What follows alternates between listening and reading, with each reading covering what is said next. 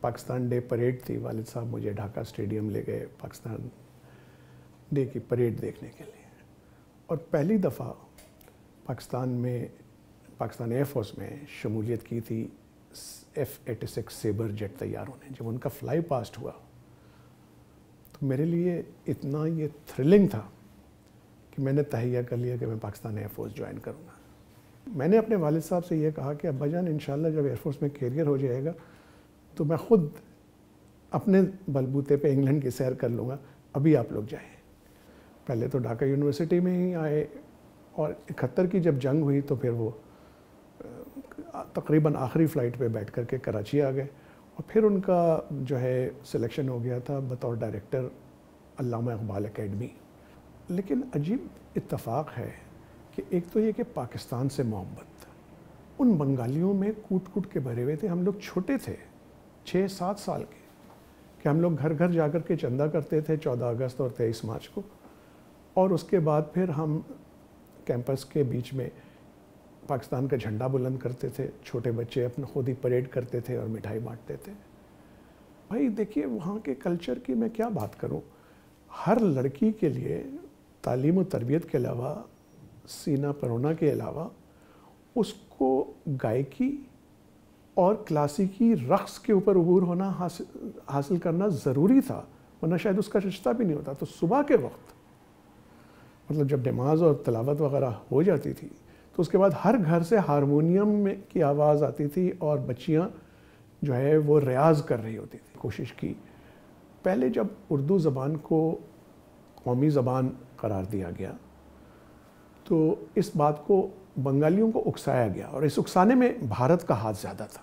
اور بنگالی ایک بات بتا دوں کہ وہ بہت زیادہ جو ہے ایموشنل قسم کے ہیں، وہ بہت جلدی جو ہے وہ جذباتی ہو جاتے ہیں، تو اس لیے قائد اعظم نے اردو کا انتخاب کیا تھا۔ تو اس لیے لینگویج رائٹ جو ہے وہ دشمنوں نے شروع کرایا، بعد میں ان کا حق ضرور مارا گیا، اور سب سے زیادہ حق اس وقت مارا گیا جب 1970 میں الیکشن ہوئے، اور غالباً وہ سب سے فیئر الیکشن تھے جو اب تک ہوئے ہیں۔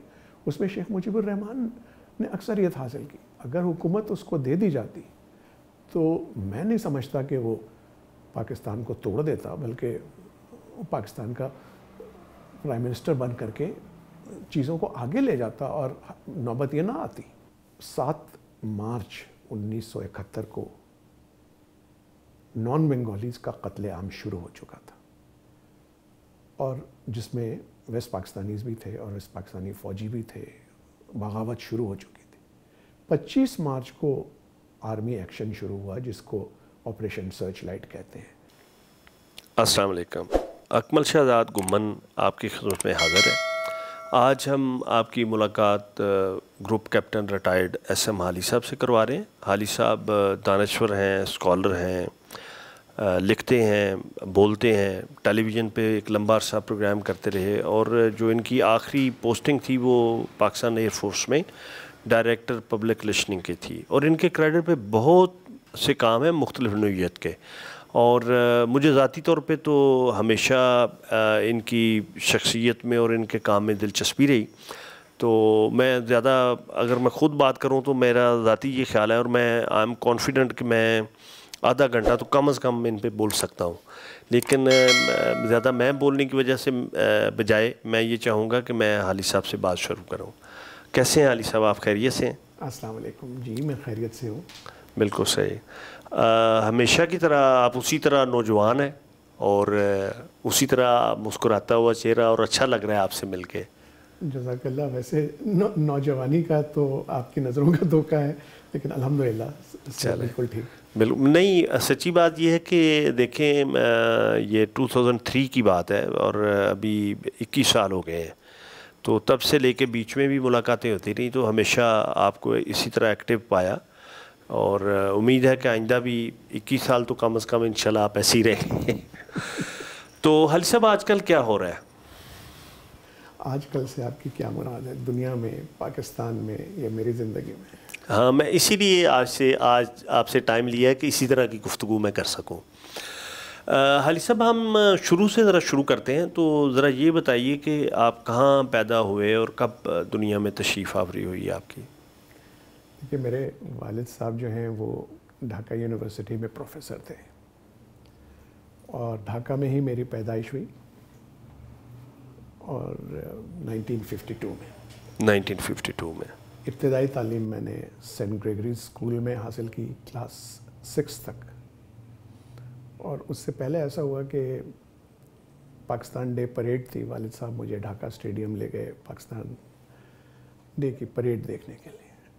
और पहली दफ़ा पाकिस्तान एयरफोर्स में शमूलियत की थी F-86 सेबर जेट तैयारों ने। जब उनका फ्लाई पास्ट हुआ तो मेरे लिए इतना ये थ्रिलिंग था कि मैंने तहैया कर लिया कि मैं पाकिस्तान एयरफोर्स ज्वाइन करूँगा। और मैंने पब्लिक स्कूल सरगोदा के लिए देखा कि इश्तहार आया है अखबार में, मैंने अप्लाई कर दिया। अच्छा इत्तेफाक है कि उसी वक्त वालिद साहब को PhD की स्कॉलरशिप मिली लंदन यूनिवर्सिटी जाने की, और वो सारे बच्चों की तैयारी कर रहे थे और मैं इधर खामोशी से पब्लिक स्कूल सरगोदा की तैयारी कर रहा था। और अल्लाह का एहसान है कि मैं सेलेक्ट भी हो गया। मुख्तलिफ मराहिल होते हैं, पहले रिटन टेस्ट हुआ, फिर इंटरव्यू हुआ, फिर मेडिकल हुआ, फिर एक फ़ाइनल सिलेक्शन होता है और टिकट भी आ गई। अच्छा, कि आपने फ़्लाई करना है लाहौर और लाहौर से सरगोदा आपको बस पे ले जाएंगे। ये कब की बात है? 1964। ठीक है जी। उधर वालिद साहब कॉन्फिडेंट थे कि वो सारे बच्चों को लेकर के इंग्लैंड जा रहे हैं। तो जब मैंने उनसे कहा कि मैं तो इंग्लैंड नहीं जा रहा हूँ, मैं तो सरगोदा जा रहा हूँ, तो वो हैरान हो गए कि ये क्या बात है। बिल्कुल से। और मैं उस वक्त समझिए 13 साल का था। तो उन्होंने कहा तुमको क्या पता कि क्या तुम्हारे लिए बेहतर है, इंग्लैंड जाओगे तो तरह तरह के कैरियर खुल जाएंगे। मैंने कहा कि अब्बा जान माफ़ कीजिएगा, मेरे लिए एक ही कैरियर है, पाकिस्तान एयरफोर्स। तो फिर उन्होंने एक फैमिली काउंसिल बुलाई, मेरे खालू वगैरह उनको बुलाया, सब ने मिल के गुफ्तगू की। तो उन्होंने कहा कि देखिए घर के साथ ही ढाका यूनिवर्सिटी कैंपस में हम रहते थे, तो ब्रिटिश काउंसिल और उसकी लाइब्रेरी मुलाकात है। उन्होंने कहा कि उनसे पूछो कि आप इंग्लैंड जा रहे हो और ये कि पब्लिक स्कूल में और एयरफोर्स का कैरियर बच्चे के लिए कैसा रहेगा। तो वो गए उनके हेड से मिले, तो उन्होंने कहा देखें पब्लिक स्कूल के लिए सेलेक्ट होना बच्चे के लिए ये बहुत बड़ी बात है और पाकिस्तान एयरफोर्स का कैरियर भी। तो मैं समझता हूँ कि अगर उसकी ख्वाहिश है तो आप उसको जाने दें। और मैंने अपने वालिद साहब से ये कहा कि अब्बा जान इंशाल्लाह जब एयरफोर्स में कैरियर हो जाएगा तो मैं ख़ुद अपने बलबूते पे इंग्लैंड की सैर कर लूँगा, अभी आप लोग जाएँ। तो फिर फ़ैसला हो गया 6 सितंबर 1964 को मैं सरगोदा के लिए परवाज़ कर गया और 12 सितंबर 1964 को वालिदैन और बहन भाई इंग्लैंड रवाना हो गए। फिर 64 से लेकर के 70 तक मैं पब्लिक स्कूल सरगोदा में रहा। उसी दौरान पाकिस्तान एयरफोर्स एकेडमी के लिए सिलेक्शन हो गया और जुलाई 1970 में पाकिस्तान एयरफोर्स में शमूलियत हो गई। अच्छा, बिल्कुल सही। वालिद साहब का क्या सब्जेक्ट था? वालिद साहब जो थे वो उर्दू डिपार्टमेंट में प्रोफेसर थे और उसके अलावा जर्नलिज़म भी पढ़ाते थे। मैं उनका आपसे नाम सुना है और वैसे भी उनका नाम पढ़ा है, बड़ा मारूफ नाम है। मैं नाम ज़रा बताइएगा। जी, डॉक्टर मोहम्मद मोइज़ुद्दीन, क्योंकि वो इंग्लैंड से वापस आने के बाद पहले तो ढाका यूनिवर्सिटी में ही आए और 71 की जब जंग हुई तो फिर वो तकरीबन आखिरी फ़्लाइट पे बैठ कर के कराची आ गए और फिर उनका जो है सिलेक्शन हो गया था बतौर डायरेक्टर अल्लामा इकबाल एकेडमी, जो पहले कराची में थी, जिसको वो लेकर लाहौर आए क्योंकि लाहौर से ज़्यादा निस्बत थी डॉक्टर अल्लामा इकबाल की। और वहाँ उन्होंने कई साल गुजारे और उनकी बेशुमार किताबें हैं जिनमें ज़ाहिर अल्लामा इकबाल के ऊपर बहुत हैं। और वहाँ से फिर उनका सिलेक्शन हो गया कैम्ब्रिज यूनिवर्सिटी के लिए, जहाँ उन्होंने इकबाल चेयर कायम की। लेकिन वहाँ से वापसी के बाद फिर डॉक्टर A.K. बरोही को एक प्रोजेक्ट मिला था 100 great books on the profit Mohammad सल्लल्लाहु अलैहि वसल्लम। तो उन्होंने अब्बा जान को बतौर सेक्रेटरी ले लिया और फिर वो जो है वो प्रोजेक्ट चला, वहीं से वो रिटायर हुए।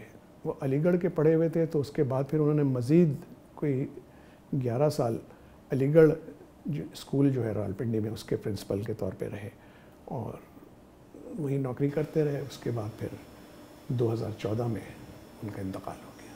बिल्कुल सही। तो उन्होंने PhD भी वहाँ से जो लंदन या UK से की, वो किस इस उर्दू में ही की? انہوں نے ایکچولی اردو میں تو کی، لیکن بیسیکلی ان کا جو سبجیکٹ جس پہ انہوں نے پی ایچ ڈی کی وہ تھی فونیٹکس. بالکل صحیح. Linguistics and phonetics. بالکل صحیح. اور زمانے میں بہت کم لوگ تھے، خاص طور پہ پاکستانی، جو اس سبجیکٹ میں گئے تھے، اور بڑا مشکل تھا سبجیکٹ، لیکن الحمدللہ وہ سرخرو ہوئے. بالکل صحیح. تو حالی صاحب، جو آپ کے بچپن میں ڈھاکہ تھا وہ کیسا تھا؟ آپ کو آپ ابھی سوچتے ہیں تو کیسا آپ کو یاد آتا ہے؟ اصل میں بہت اچھا ماحول تھا.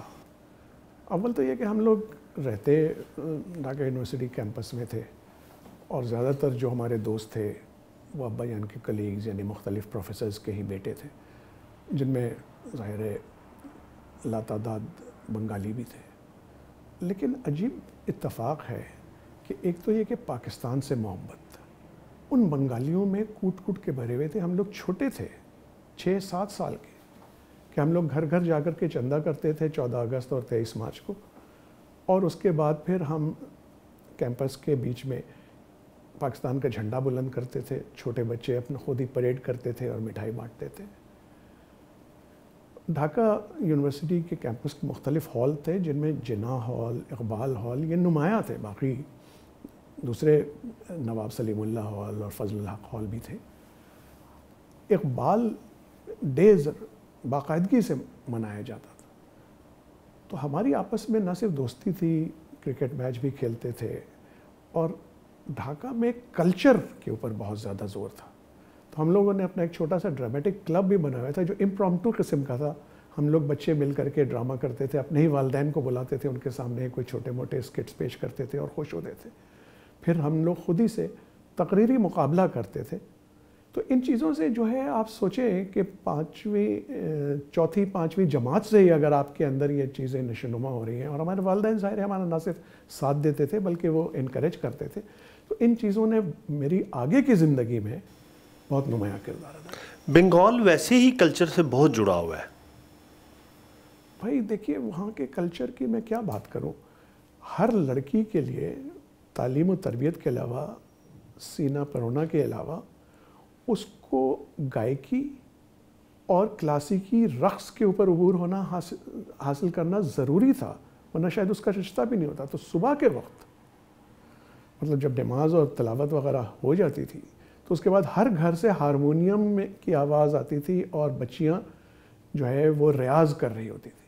تو ان کی اس طرح سے جو ہے کلچر کے اوپر بہت زیادہ زور دیا جاتا تھا. بالکل صحیح. تو حالی صاحب، ابھی آپ بچوں کے ساتھ اپنے یا بیگم کے ساتھ بنگالی بولتے ہیں یا اردو بولتے ہیں؟ میری تو مادری زبان اردو ہے. اچھا. لیکن والدین نے یہ تاکید کی تھی کہ میں بنگلہ زبان سیکھوں، جو کہ میرے بہت کام بھی آئی. نہ صرف یہ کہ بنگلہ بولنا سیکھا، بنگلہ لکھنا اور پڑھنا بھی سیکھا. 71 کی جب جنگ ہوئی اور اس کے بعد پھر جو بنگالی آفیسرز اور ایئرمین رہ گئے تھے، ان کے لیے کیمپس بنا دیے گئے، اور ان کے جو خطوط ہیں، وہ جو گھر لکھتے تھے، مجھے ان کے سینسرشپ کے اوپر لگا دیا گیا. وہ خطوط جو وہ لکھتے تھے اور جو خطوط آتے تھے، مجھے اس بات کے اوپر کوئی فخر نہیں ہے، لیکن بدقسمتی سے ڈیوٹی تھی میری. تو چلے اسی وجہ سے شاید آپ جرنلزم کی بھی آپ کی ٹریننگ شروع ہو گئی. آپ الٹیمیٹلی جرنلزم کی طرف آ گئے، ریٹائرمنٹ دوران سروس اور ریٹائرمنٹ کے بعد بھی. جی ہاں. اچھا. تو میں چونکہ خود بھی تاریخ کا ایک چھوٹا سا طالب علم ہوں، اور میری اپنی دلچسپی بھی ہے. میں لٹریچر کا بھی اسٹوڈنٹ ہوں، لیکن مجھے جو کرنٹ افیئرز اور ہسٹوریکل میری اس میں زیادہ دلچسپی ہے. تو جو میرا اپنا ایک جو میں نے اپنے جو بہت سے دانشوروں سے بات کرنے کا موقع ملا اور انٹرویوز کیے. ایون میں نے مجید نظامی صاحب سے کہا کہ اصل تو تحریک پاکستان کا زور بنگال میں تھا، اور آپ نے ان کی زبان کا اور فائنانس کا، معیشت کا حق نہیں مانا، جس کی وجہ سے وہ علیحدہ ہوئے. چلے وہ ہر بندے کا اپنا پوائنٹ آف ویو ہوتا ہے.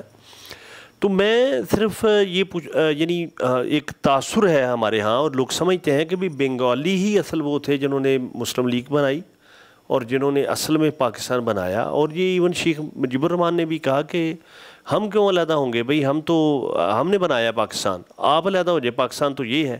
لیکن بعد میں جو بھی سچویشن ہوئی آپ کے وہ سامنے ہے. تو آپ اس کو کس طرح اس سارے تناظر کو دیکھتے ہیں؟ نہیں، یہ بالکل حقیقت ہے. بنگالی جتنے میرے دوست تھے اور جو جتنے بڑے بھی تھے، ایون اساتذہ جو والد کے دوست تھے، ان کے اندر میں نے پاکستان کے لیے محبت پائی. اور یہ حقیقت ہے، یہ تاثر نہیں ہے، یہ حقیقت ہے کہ مسلم لیگ کا تو قیام ہی 1906 میں نواب سلیم اللہ نے بنگال میں کیا تھا. اور پاکستان کے لیے جو تحریک ہے اس کا علم لے کر بنگالی ہی آگے بڑھے تھے. آپ دیکھیں کہ 1940 میں جب قرارداد پیش ہوئی لاہور میں، جس کو لاہور ڈکلیریشن اور اب ہم پاکستان ڈکلیریشن کہتے ہیں، کس نے پیش کی تھی؟ فضل حق نے. مولوی فضل حق. بالکل. مطلب یہ کہ یہ بنگالیوں کا ہی ان کے سر یہ صحرا ہے. تو اس کے بعد پھر ظاہر ہے غلطیاں ہوئیں. ایک تو یہ کہ مغربی پاکستانی جو تھے وہ اپنے آپ کو تھوڑا سا سپیریئر سمجھتے تھے. دوسری یہ کہ جو ان کے حقوق تھے ان کو ہم نے مارنے کی کوشش کی. پہلے جب اردو زبان کو قومی زبان قرار دیا گیا تو اس بات کو بنگالیوں کو اکسایا گیا، اور اس اکسانے میں بھارت کا ہاتھ زیادہ تھا. اور بنگالی ایک بات بتا دوں کہ وہ بہت زیادہ جو ہے ایموشنل قسم کے ہیں. وہ بہت جلدی جو ہے وہ جذباتی ہو جاتے ہیں، اور ان کو یہ احساس ہوا کہ ان کا حق مارا گیا. حالانکہ قائد اعظم جو بہت ہی زیادہ ان کا ذہن صاف اور دور رس ڈیموکریٹک تھا، اور ڈیموکریٹک لیول دور رس تھا، وہ بہت آگے کی سوچتے تھے. انہوں نے اردو کا انتخاب اس لیے کیا کہ وہ کسی صوبے کی زبان نہیں تھی. اگر وہ بنگالی یا بلوچی یا پنجابی یا سندھی یا پشتو رکھتے تو وہ کسی نہ کسی صوبے کی ہوتی، باقی صوبوں کو اعتراض ہوتا. ان کے خیال میں اردو نیوٹرل زبان تھی. دوسری وجہ یہ تھی کہ جتنے یہ بنگالی لیڈر تھے، یہ بنگالی کے علاوہ اردو، فارسی، عربی، انگریزی ان پہ عبور حاصل کیا تھا. تو اس لیے قائد اعظم نے اردو کا انتخاب کیا تھا. تو اس لیے لینگویج رائٹ جو ہے وہ دشمنوں نے شروع کرایا. بعد میں ان کا حق ضرور مارا گیا، اور سب سے زیادہ حق اس وقت مارا گیا جب 1970 میں الیکشن ہوئے، اور غالباً وہ سب سے فیئر الیکشن تھے جو اب تک ہوئے ہیں. اس میں شیخ مجیب الرحمان نے اکثریت حاصل کی. اگر حکومت اس کو دے دی جاتی تو میں نہیں سمجھتا کہ وہ پاکستان کو توڑ دیتا، بلکہ پاکستان کا پرائم منسٹر بن کر کے چیزوں کو آگے لے جاتا اور نوبت یہ نہ آتی. حالی صاحب، ایک جو یہ بھی کہا جاتا ہے کہ چونکہ جو پاکستان جن علاقوں میں بنا ان میں سے کسی کی زبان بھی اردو نہیں تھی، تو یو پی سی پی کے جو لوگ تھے انہوں نے تحریک پاکستان کو یا پاکستان کو ہائی جیک کیا اور یہاں اردو مسلط کی.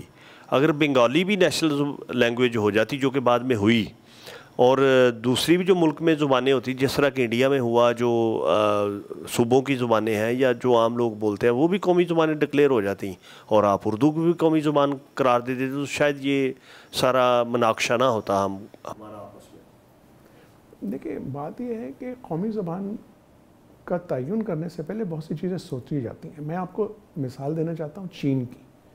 31 زبانیں وہاں بولی جاتی ہیں، لیکن وہاں مینڈرن رائج ہے، اور مینڈرن جو ہے وہ کمپلسری ہے، اور مینڈرن ہی نیشنل لینگویج ہے جس کے اوپر کسی کو اعتراض نہیں ہے. یہ اجازت ہے کہ آپ اپنی جو علاقائی زبانیں ہیں، جو صوبائی زبانیں ہیں، جو اسٹیٹس کی زبانیں ہیں، وہ آپ بولیں اور ان کے اوپر تعلیم بھی حاصل کریں، سب کچھ کریں، لیکن آفیشیل زبان ایک ہی ہے. تو اسی لیے اردو جو ہے، میں نہیں سمجھتا کہ اردو کو یو پی یا سی پی یا انہوں نے ہائی جیک کیا تھا، بلکہ یو پی سی پی کے جو لوگ تھے یا بہار کے جو لوگ تھے جو جہاں اردو بولی جاتی تھی، وہ تو بطور مہاجر یہاں آئے. قائد اعظم خود جو ہیں وہ تو اردو جانتے تک نہیں تھے، بڑی مشکل سے انہوں نے سیکھی. وہ تو مراٹھی بولتے تھے. لیکن اب آپ دیکھیں کہ اگر انہوں نے یہ سوچ کر کے ایک زبان کا تعین کیا، اس لیے نہیں کہ وہ کسی علاقے کی یا کسی خطے کی ہے، بلکہ صرف اس لیے کہ وہ ایک نیوٹرل زبان ہے. اچھا حالی صاحب، آپ نے چائنا کی بات کی تو میں ایسے زبان پہ ایک بات کر کے کہ وہاں ایک یعنی پورے ملک میں تو ظاہر ہے پاسبل ہی نہیں ہے ڈیموگرافی کے اعتبار سے. ہمارے ہاں بھی ہر 10-12-15 کلومیٹر کے بعد لہجہ بدل جاتا ہے زبان کا، اور ظاہر ہے آپ علاقے کے بدلنے سے زبانیں جنم لیتی ہیں. تو وہاں بھی اسی طرح بہت سی زبانیں ہیں، یعنی ایک چائنی زبان نہیں ہے؟ نہیں بالکل نہیں، بے انتہا زبانیں، لیکن رائج جو ہے آفیشیل لینگویج وہ مینڈرن، وہ ایک ہے. ایک. بالکل صحیح. اور یہ شاید ساری دنیا میں ضرورت بھی اس طرح ہوتی ہے. لیکن یہ انڈیا میں انہوں نے بہتر کیا ہے کہ آپ کئی زبانوں کو نیشنل لینگویجز قرار دیا ہے، چونکہ جو قوم بولتی ہے وہ قومی زبانیں ہیں. ہاں لیکن پھر بھی ایک آپ کو کامن لینگویج تو چاہیے ہوتی ہے نا، کہ انڈیا میں بھی دیکھیں اتنی زیادہ قومیں ہیں اور ہر ایک کی اگر اپنی زبان ہے تو ایک صوبے کا اگر دوسرے کی بات نہیں سمجھے گا تو کام کیسے چلے گا؟ خاص طور پہ سینٹرل گورنمنٹ کا، کیونکہ سینٹرل گورنمنٹ میں تو رہنمائی تمام صوبوں سے آتی ہے، جو لوک سبھا ہے ان کی یا راجیہ سبھا ہے، تو پھر وہ آخر میں آپس میں کیسے باتیں کریں گے؟ تو اس لیے انہوں نے پھر ملا جلا کر کے اس ورکنگ لینگویجز رکھی ہیں، لیکن آفیشیل لینگویج تو بہرحال انہوں نے قائم رکھنی تھی. حالی صاحب، آپ کتنے بہن بھائی ہیں؟ ہم 3 بھائی اور 2 بہنیں ہیں. تو دوسرے بہن بھائی کیا کرتے ہیں اور وہ کہاں رہتے ہیں؟ میرے جو مجھ سے چھوٹی ایک بہن ہے، ان کے خاوند جو ہیں وہ اپنا سول انجینئر تھے، اور لاسٹ ان کی اپوائنٹمنٹ تھی ارسا میں، اور اس کے بعد پھر ان کا انتقال ہو گیا. اور جو دوسرے بھائی ہیں؟ اس کے بعد 2 بھائی ہیں. ایک جو ہیں وہ کراچی یونیورسٹی میں پروفیسر تھے، اب ریٹائر ہو گئے، اور ان سے چھوٹے وہ میکینیکل انجینئر ہیں، ان کی اپنی فیکٹری ہے کراچی میں. اور جو سب سے چھوٹی بہن ہے اس کے خاوند آرمی میں تھے، وہ ابھی حال ہی میں ریٹائر ہوئے ہیں ایز اے میجر جنرل. یعنی your all family was move to west Pakistan? They had to move, اس لیے کہ دیکھیے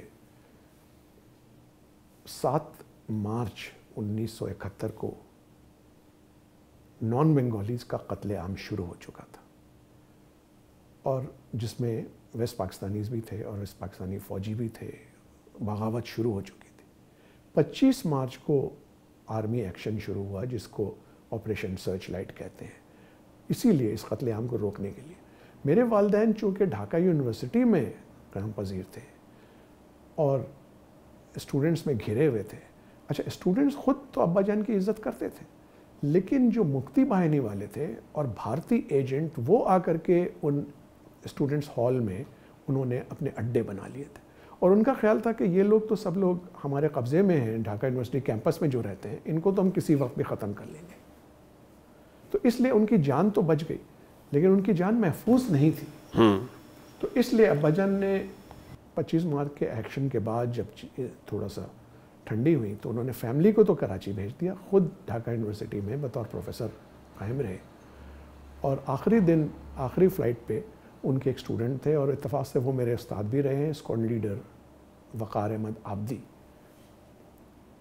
انہوں نے ابا جان کو آخری فلائٹ کے اوپر صرف جو تن پہ کپڑے تھے وہ پہنے ہوئے جہاز پہ بیٹھا دیا. اس طرح ان کی جان بچ گئی، اس لیے ان کو مشرقی پاکستان چھوڑنا پڑا. آپ کی والدہ بنگالی نہیں ہے؟ نہیں. اچھا. میری والدہ بھی اچھی رائٹر ہیں، اور وہ پروفیسر مسلم عظیم آبادی تھے، ان کی صاحبزادی ہیں. کئی کتابیں انہوں نے تحریر کی ہے، جس میں خاندان صادق پور کی کہانی، جس مولانا شہید سید احمد شہید بریلوی کے خاندان سے ہم لوگ ہیں. میرے ننیال والے جو تھے ان کو کالا پانی بھیج دیا گیا تھا جب بغاوت کہہ لیں یا انگریز کے زمانے میں جنگ آزادی ناکام ہوئی، تو ان کو کالا پانی بھیج دیا گیا تھا. میرے نانا 1857 بہت چھوٹے سے تھے، ان کو جو ہے زندہ کسی نے پالا، اور اس کے بعد پھر سلسلہ ایسے چلا. بالکل صحیح. اور آپ کے جو چچا یا دوسری فیملی کے لوگ تھے وہ ادھر ایسٹ پاکستان میں رہ گئے؟ نہیں، وہ ایسٹ پاکستان آئے ہی نہیں تھے، وہ انہوں نے ہجرت ہی نہیں کی بھارت سے. اچھا، آپ کے والد صاحب بھی بیسیکلی انڈیا سے تھے؟ جی. یعنی آپ بنیادی طور پہ بنگالی نہیں ہیں؟ نہیں، بنگال نہ میرے والد بنگالی نہ میری والدہ. میرے والد صاحب بھی بہار سے تعلق رکھتے تھے. اچھا. انہوں نے ہجرت کی تھی. بالکل صحیح. یعنی آپ کی تو زبان ہی پھر اردو ہوئی تھی؟ جی. بالکل صحیح. لیکن انہوں نے بنگالی زبان مجھے سیکھنے پہ جو ہے کا حکم دیا تھا، جو میں نے سیکھی.